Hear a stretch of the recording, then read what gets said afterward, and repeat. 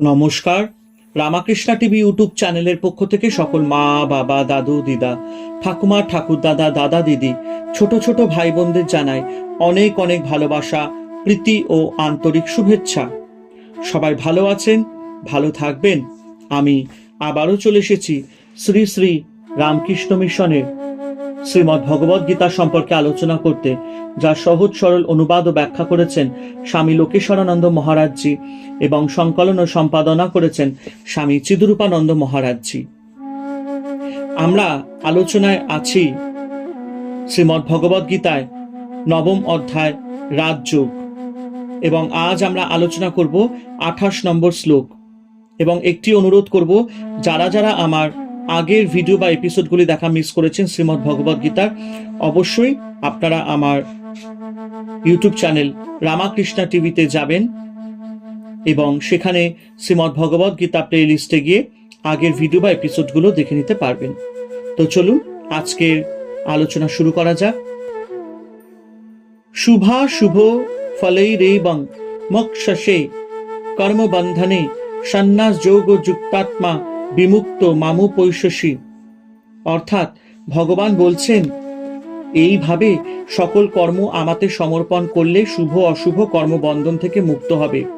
আমাতে সর্ব কর্ম সম্পন্নরূপ সন্ন্যাস যোগে যুক্ত হয়ে জীবিতকালেই মুক্তি লাভ করবে এবং দেহান্তে আমাকেই প্রাপ্ত হবে।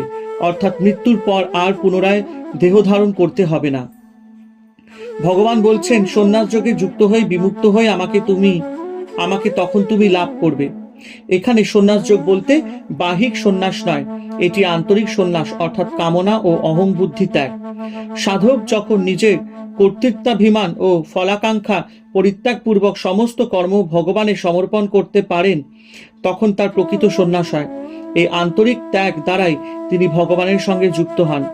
এক কথায় পুরো জীবনটাই ঈশ্বরমুখী হয়ে ওঠে। পরিপূর্ণভাবে ঈশ্বরের চরণে নিজেকে আত্মসমর্পণ করা, নিজেকে তার চরণে নিবেদন করা, জো শো করে ঈশ্বর লাভ করাই মানুষের জীবনের উদ্দেশ্য। যারা ঈশ্বর লাভ করেছেন তাদের জীবন ধন্য, তাদের আর পুনর্জন্ম নাই, তাদের কর্মবন্ধন ঘুচে গেছে। তখন সব ঈশ্বরের কাজ, ফলও ঈশ্বরের। কারণ আমি তুমি এক, আমার সব তোমার, সবকিছু ঈশ্বরে অর্পণ করেছি আমি। এইভাবে নিষ্কাম কর্মে চিত্তশুদ্ধি হয়। মনের মলিনতার জন্য ঈশ্বরকে উপলব্ধি করতে পারছি না। একমাত্র নিষ্কাম অর্থাৎ কামনা শূন্য কর্মই মনের মলিনতা মুক্ত করে এবং ঈশ্বরের দিকে নিয়ে যায়।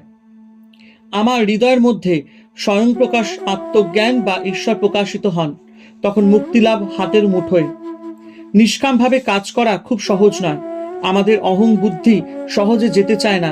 সেই অহং বুদ্ধি দিয়ে কাজ করতে যাই, ভাবছি হয়তো নিজের জন্য ফল কামনা করছি না, কিন্তু কোথা থেকে বাসনা এসে যায়।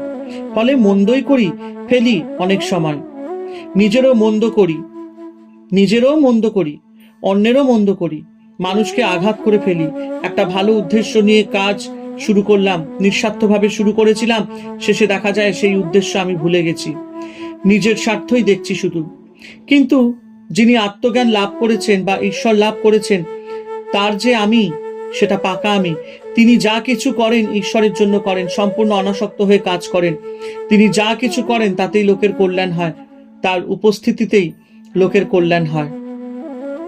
তাই আমাদের কাজ করতে হলে বিচার বুদ্ধি সবসময় জাগ্রত রাখতে হবে।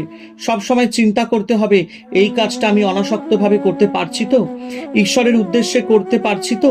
সবসময় প্রার্থনা করতে হয় তার কাছে যে, প্রভু আমি যন্ত্র, তুমি যন্ত্রী, এই বোধ আমাকে দাও, তুমি আমাকে দিয়ে সব করিয়ে নাও।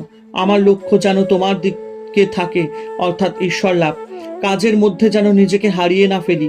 মন প্রাণ দিয়ে আমি কাজ করব, ঈশ্বরের কাজ ভেবে করব।